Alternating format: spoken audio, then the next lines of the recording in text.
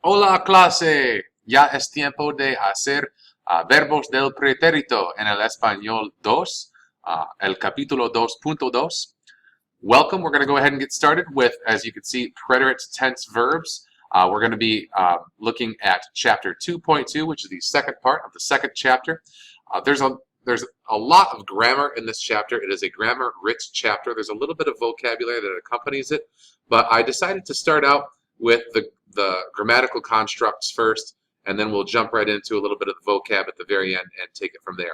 Now, just as a heads up, this particular lesson will probably take us around 35-ish, maybe even 40 minutes when we practice it as a class. For our purposes today, probably not much more than 10 minutes. So for those of you who are looking and following along in the vocab sheet and copying some things down at home, obviously you'll want to pause this as we progress. Make sure to get enough time to write everything down. I'll be going over it much more quickly here. You can pause it on screen and copy from there and hopefully come to class with questions, since I'm sure a vast majority of you are doing all of this before we even come to class on Monday or Tuesday anyways. So let's go ahead and get started. Okay, AR verbs in the preterite tense. First of all, remember that the preterite tense refers to actions that have happened in the past. So when we say the preterite tense, we're kind of saying the past tense. Now we have to be careful with that, because when you are discussing the past, there are a couple different ways that you can do so. In Spanish, are you talking about just an action, a single action or event that occurred in the past? Or are you describing a scene in the past? Are you describing the way things used to be, or things that you would do often in the past? Those are actually separated into two different categories in Spanish. So when we talk about the preterite tense, we're really talking about single actions, one-time events that occurred in the past, as opposed to things that happened over time, or descriptions of things. It's a little bit different. Focusing in on the preterite though for right now. El pretérito de AR verbos, the preterite of AR verbs. As you can see, the endings are a, aste, o, amos, astes, and aron. An example would be hablé con ella ayer. So that comes from the verb hablar, which is to talk. Notice that I conjugated it in the yo form. So yo hablé con ella. I spoke with her yesterday, referring to the past. So that's just a little introduction to preterite tense, at least of AR verbs. Here are some examples of using the preterite tense. I will move myself up here for a moment. I'll cover up part of trabajar, hopefully not too much of it, so you can see the rest of it. Right about there is as good as we can do for now.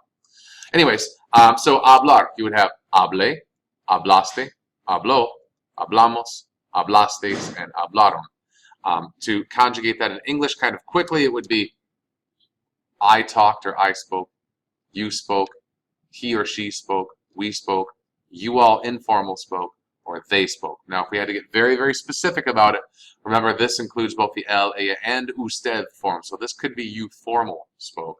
This one could also be you all formal spoke. So there is just a little bit of wiggle room in there. Bailar, to dance. Yo bailé, tú bailaste, él, ella, usted bailó, nosotros bailamos, vosotros bailasteis, ellos, ellas y ustedes bailaron. Entonces, bailé, I danced, bailaste, you danced, bailó, you formal danced, or he or she danced. Bailamos, we danced, bailasteis, you all informal danced, bailaron, you all formal danced, or they danced. Doesn't matter if it's ellos or ellas, masculine or feminine. Scooching over a little bit. There we go. So here we are. Trabajar, el verbo to work. Entonces, yo trabajé, I worked. Tú trabajaste, you worked. Él, ella o usted trabajó, you formal worked, or he or she worked. Nosotros trabajamos, we worked. Vosotros trabajasteis, you all informal worked. Ellos, ellas o ustedes trabajaron, they worked, or you all formal worked. Would like to notice right now, I've had this pointed out before too, that hablamos, bailamos, and trabajamos are the same in both the present tense as well as the preterite tense. So how would you know if we're talking in the past or in the present when we see conjugations like these? And the answer to that is context clues. If we're constantly referring back in time, if I say, for example, ayer trabajamos mucho, I wouldn't say yesterday we work a lot. I would say yesterday we worked a lot. So therefore, the context tells us if we're referring back in time or not when using nosotros forms of the preterite tense. Let's go ahead and continue on. One irregular, a very important irregular, is the verb ir, to go or to be going. So these are not I go, you go, he or she goes. It's I went, you went, he or she went, we went, and so on. So your conjugations for ir, highly irregular: fui, fuiste, fue, fuimos, fuisteis, and fueron. So yo fui is I went, tú fuiste, you went, él, ella, usted fue, he, she, or you formal went, nosotros fuimos, we went, vosotros fuisteis, you all informal went, ellos, ellas, o ustedes fueron, they, either masculine or feminine, or you all went.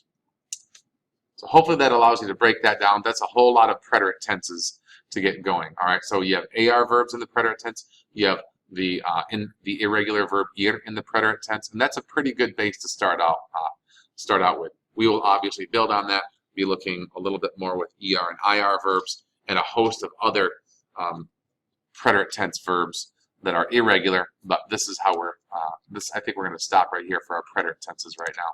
Let's go ahead and take a look at a couple stem changers. These are ones that we actually looked at last year briefly, but I'd like to capitalize on them and look at them a little bit more again right now. So these are not in the preterite tense. These are just some present tense conjugations. El verbo querer, to want, and the verb poder, which means to be able to or to can do something. So this is a little bit of a review, but querer, yo quiero, I want, tú quieres, you want, él, ella, usted quiere, he or she, or you formal, want, queremos, nosotros queremos, we want, vosotros queréis, you all informal, want, ellos, ellas, o ustedes quieren, they want, or you all formal want. Notice that it's not quiero and quieres and quiere and queremos, but instead rather it's quiero, quieres, quiere, queremos, queréis, and quieren. It's a hard K sound. So that sums up querer. The next verb, poder, to be able to, or to can do something. So you have yo puedo, I can, or I am able to. Tú puedes, you can, or you are able to. Él, ella, usted puede, he or she can, or he or she is able to. Nosotros podemos, we can, or we're able to. Vosotros podéis, you all informal can, or you all informal are able to. And ellos, ellas, o ustedes pueden, they can, or they're able to. Or you all formal can, or are able to. Y muy bien. Those are your two stem changing verbs in the present tense. Slight stem change. Instead of quiero, quieres, quiere, you have quiero, quieres, and quiere. It has that E to IE stem change in querer. And you have an O to UE stem change in the verb poder. So instead of podo, podes, pode, you have puedo, puedes, and puede. Please note that in all stem changing verbs, the nosotros and the vosotros form never take the stem change. They always remain using the same stem. And the nosotros and vosotros form, that's always the case. Something kind of interesting about stem changing verbs. Muy bien. Continuing on, let's take a quick look at our vocabulary of focus for this week. Capítulo 2.2, Nuevo Vocabulario y Gramática, New Vocab and Grammar. So let's go ahead and just take a look at some of our words that refer us back in time. Anoche is last night, anoche. Ayer is yesterday, ayer. Anteayer is the day before yesterday, anteayer. Esta mañana is this morning. La semana pasada, last week. Todavía no means not yet. And ya means already. Kind of a short word. There is certainly no cognate that it associates with ya, but it does mean already. Asking for and offering help. Just a few different random phrases. Some of them are questions, some of them are statements, and some of them are very, very similar to one another. So here we go. The expression ayúdame por favor, help me please, comes from the verb ayudar, which is to help. Hacer la maleta, to pack one's bags or to pack a suitcase. The question, ¿puedes ayudarme a? Can you help me to? And then you would obviously name an action after the fact. Now, a quick note about that. Puedes, are you able to?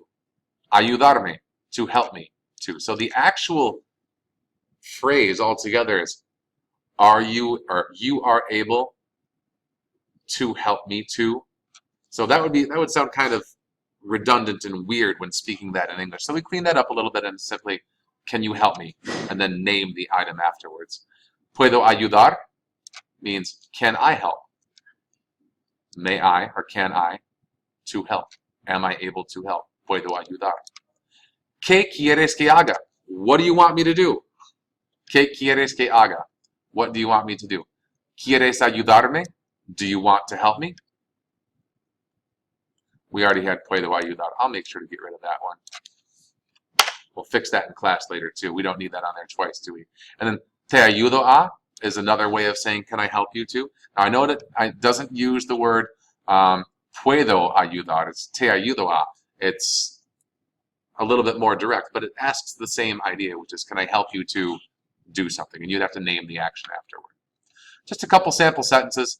¿Ya limpiaste tu cuarto? Did you already clean your room? And ya fui la semana pasada. I already went last week. So this one uses already. This one uses already. This one's asking a question. This one's giving a statement. Ya fui la semana pasada. I already went last week.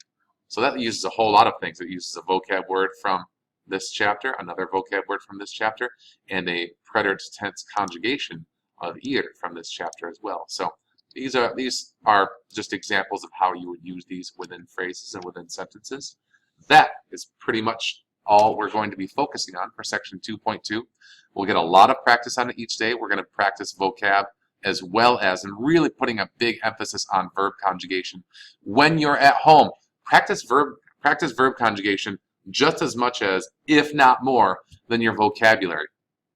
Memorize the order in which they come. Memorize the subject pronoun that associates with each individual conjugation, and try to increase your speed of your verb conjugation. Parents, you can help out by giving them the subject pronoun like yo, tú, él, ella, usted, nosotros, vosotros, ellos, ellas, ustedes. You can give them the subject pronoun. They can give you the verb conjugation that goes with it for a set verb. That's just one easy way of practicing, and it's actually the best way to increase speed with language at the same time. So I hope that you all enjoyed this. I hope that you guys are enjoying the beginning to the year. We're closing in on the end of the first marking period. My, how time flies. Have a great afternoon, evening, or morning, whichever you're watching it. So, ciao y hasta luego.